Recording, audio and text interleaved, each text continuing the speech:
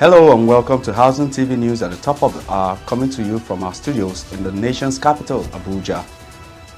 I am Raymond Ken Mbata. Our top stories: Tinubu to attend G20 summit in South Africa, AU-EU meeting in Angola. ASU Benin Zone warns of possible strike, accuses federal government of delaying talks. Federal government launches 250 billion naira housing fund to reduce Nigeria's housing deficit. And on the foreign scene, Larry Summers resigns from OpenAI board amid Epstein email scandal.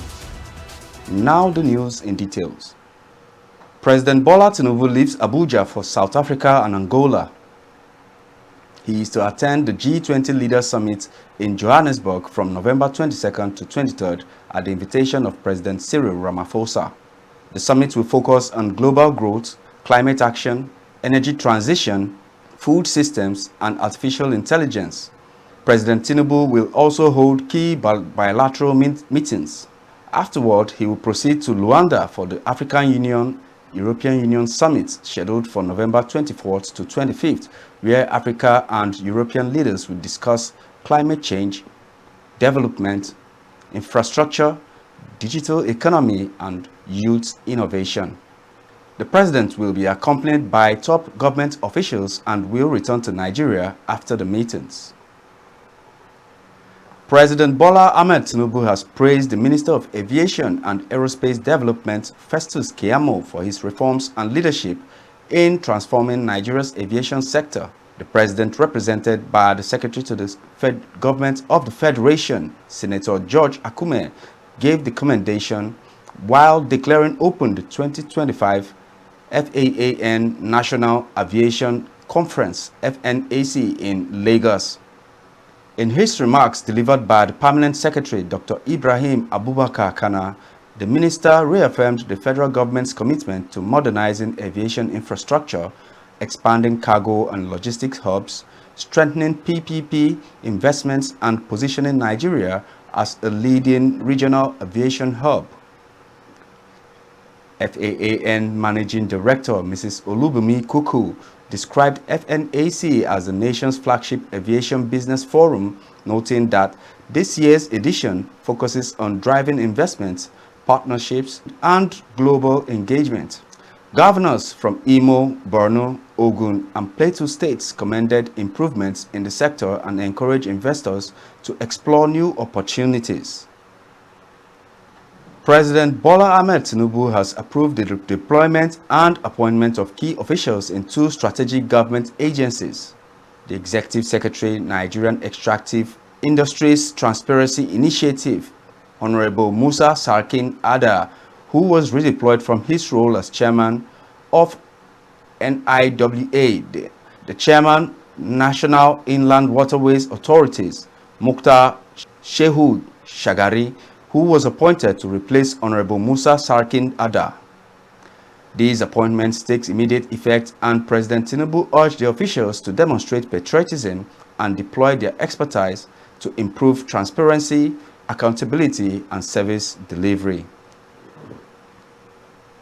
Architect Sonny Ekono, Executive Secretary of the Tertiary Education Trust Fund, has called for a major overhaul of Nigeria's education system to better prepare graduates for 21st century workforce.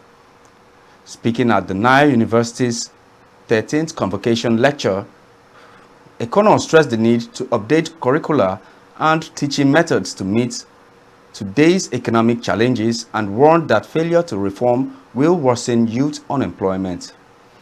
He highlighted issues like outdated post-colonial structures, poor funding, obsolete curricula, and policy inconsistencies. Ekono urged universities to focus on practical skills, research-driven innovation, and workforce-oriented programs, praising Nile University as a model institution. He emphasized the importance of government-private sector collaboration to modernize education, noting that national development depends on producing employable, creative, and responsible graduates. Moving on to the health sector, The federal government has expressed readiness to collaborate with the Pharmaceutical Society of Nigeria to boost local production of pharmaceutical products in line with the Renewed Hope agenda. Secretary to the Government of the Federation, Senator George Akume, represented by Permanent Secretary General Services Offices Mohammed Danjuma Sanusi, said government remains committed to providing affordable and accessible healthcare and is open to partnerships that will strengthen local drug manufacturing. He emphasized the importance of funding and assured PSN of incentives and an enabling environment to support investments and donor partnerships. Earlier, PSN President Pharmacist Ayuba Tanko Ibrahim briefed this SGF on activities lined up for the Society's centenary celebration in March 2027, including public health campaigns, lectures, and increased engagement with government. And he also announced plans to launch a 5 billion naira endowment fund to support pharmacy education and research. Staying in the health sector, the federal government has launched activities for the 2025 World Antimicrobial Resistance Awareness Week with a call on Nigerians to stop the misuse of antibiotics. At the flag up of the Livestock Development, E.D. Mokhtar Mahia, represented by the Permanent Secretary Dr. Chiere Ijeoma Akujiobi, warned that indiscriminate use of antibiotics in humans, animals, and plants is driving a dangerous public health crisis. And he cautioned that Africa could face up to 4 million AMR-related deaths yearly by 2050 if the trend continues. The Chief Veterinary Officer of Nigeria, Dr. Samuel Anzaku, described AMR as a one health threat affecting food systems and national development. The NCDC, represented by Dr. Nasiru Ahmed, called for stronger surveillance and cross-sector collaboration to protect essential medicines. The Ministry of Environment also reaffirmed its commitment to environmental monitoring, sanitation, and pollution control as part of AMR prevention. International partners, including the FAO, WHO, Fleming Fund MSH, DRASA, and others, pledged support for Nigeria's efforts. This year's theme, Act Now, Protect Our Present, Secure Our Future, highlights the urgency of responsible antimicrobial use, and the nationwide campaign runs until November the 24th with sensitization activities across Abuja and selected states. The Academic Staff Union of Universities, Benin Zone, has warned of imminent strike as the one-month negotiation window with the federal government draws to a close. Zonal Coordinator Professor Monday Igbafen said the government has stalled long overdue talks, describing it as wicked and unacceptable that lecturers are still on the 2009 salary structure. He noted that Nigerian professors now earn less than $400 monthly, fueling brain drain and industrial unrest. He accused the Ministry of Education of insincerity and presenting half-truths to the public about progress made, insisting that minor actions like partial payment of arrears are being exaggerated as major concessions. ASU said that the government's claim of inadequate funds is no longer tenable, citing increased national revenue, and warned that unless outstanding issues are resolved before the ultimatum expires, universities may face another nationwide shutdown. And on to the Senate. The senators urged President Bola Tinubu to immediately approve the recruitment of 100,000 additional military personnel to tackle rising insecurity across the country. The call followed a motion by Senator Abdullahi Yahaya, who condemned the latest attack in KB South, where gunmen stormed a girls' secondary school, abducted 25 students, and left the principal critically injured. Mr. President, I feel deeply hurt. This kind of terrorization of our students, our children, must stop. That's why I call this a slap on the face of this nation. We cannot just allow this kind of situation to continue like that. Lawmakers expressed outrage, questioning the utilization of funds meant to secure schools and protect students. We must emphasize the issues of religion and ethnicity while dealing with matters of insecurity. If we do not do that, the tendency is that we are falling into the trap of enemies of this country. And we know ourselves, and we know what is going on. I therefore charge every Nigerian to come together, bond together, and make sure that we move side by side in facing and confronting all of these challenges facing this country. This administration is making a lot of investment in the security sector. I believe that with a lot of money, funds, and resources going into our armed forces, we should be asking for better outcomes. We should be looking at time frames. It shouldn't be an endless war against the insurgents. Can we really afford to fund our armed forces and other security agencies better, given the fact that we now have more revenues than before, and insist on value for money? The military don't seem to appreciate the effort of Mr. President every day. He cannot go and fight on his own. Last week, a brigadier general was murdered in ambush and murdered in Borno. That brigade commander, Mr. President, we have to ask the military and the security agents a question. Can we ever win this war? Can we? Or can they? We have the support, we give them the support they need. Let us ask them whether they can win this war. They were kidnapped yesterday or thereabouts. They didn't vanish to the thin air when they were taken away. They were taken away, they're still on the ground, being moved about. So I believe that the security agencies should deploy technology. Even from far places, you can locate these children where they are.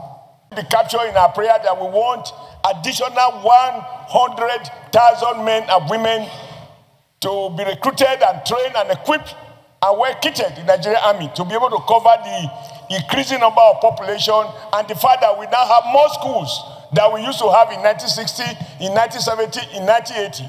Every year, our population is growing at 3%, and therefore our armed forces numbers should increase in addition to the deployment of appropriate tracking technology. It took the parliament like ours to come up and tell this government whether we can appease these terrorists or that we can go after these terrorists.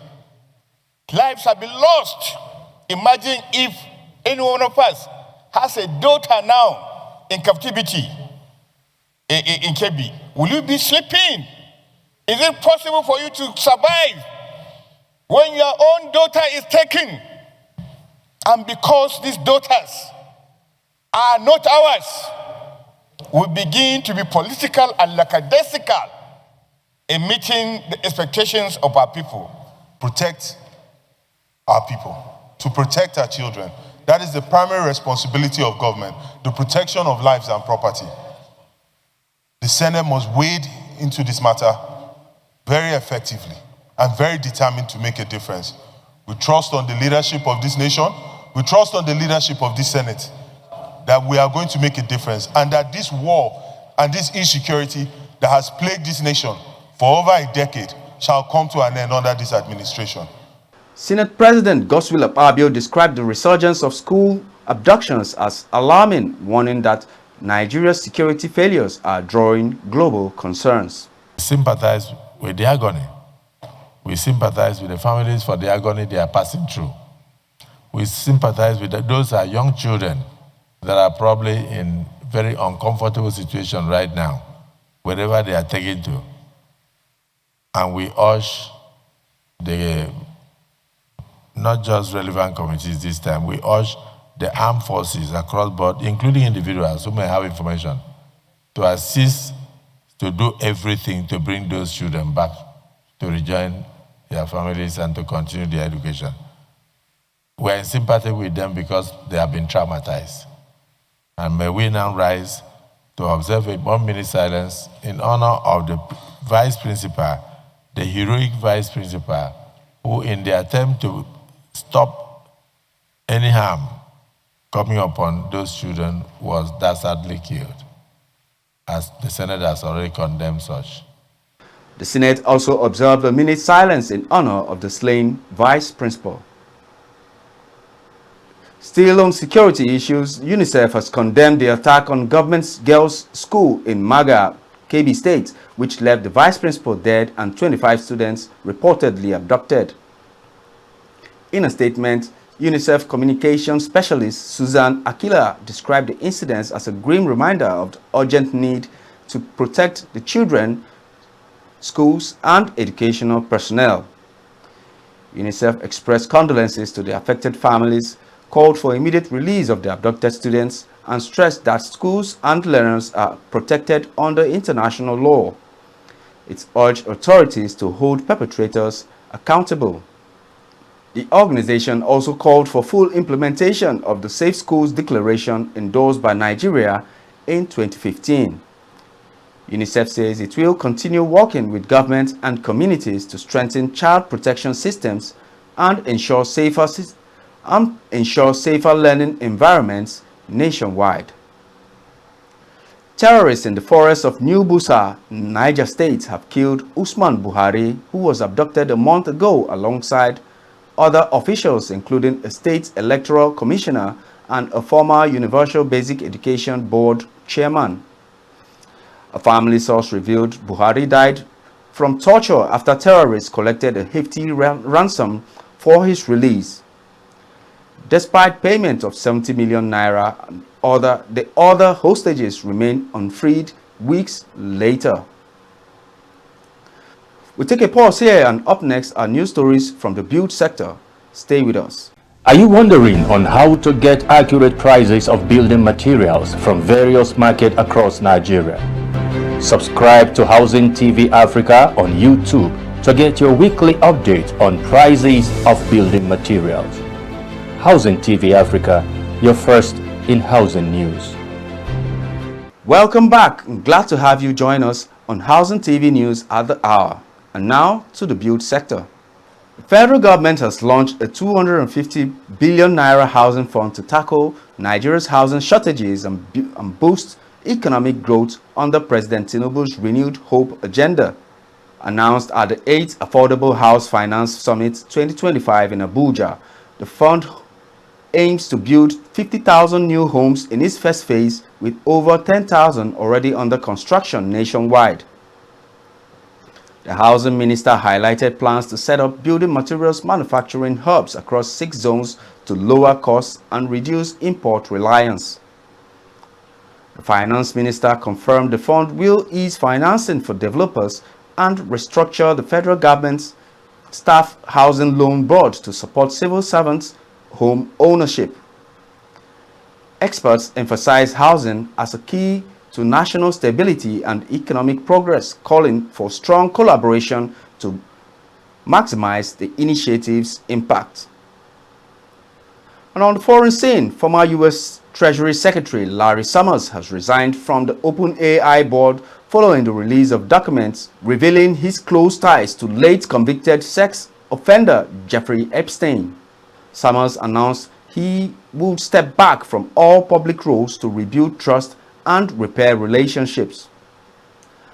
Harvard University, where Summers remains a professor, plans to investigate Epstein's connections further. OpenAI acknowledged his resignation and thanked him for his contributions. Summers joined the OpenAI board in late 2023 after the brief removal of CEO Sam Altman. The controversy follows a congressional push to release DOJ files on Epstein, with President Trump ordering investigations into his own and others' ties to Epstein amid political fallout. Summers, a Democrat, also holds roles in Skillsoft and Santander. And that's the much we can take on Housing TV News at the top of the hour. But before we go, a recap of our top stories. Tinubu to attend G20 summit in South Africa, AU-EU meeting in Angola. ASU Benin Zone warns of possible strike, accusing federal government of delaying talks. Federal government launches 250 billion naira housing fund to reduce Nigeria's housing deficit. And on the foreign scene, Larry Summers resigns from OpenAI board amid Epstein email scandal. For more news in the housing sector, subscribe to Housing TV Africa on YouTube and follow Housing TV on all social media platforms.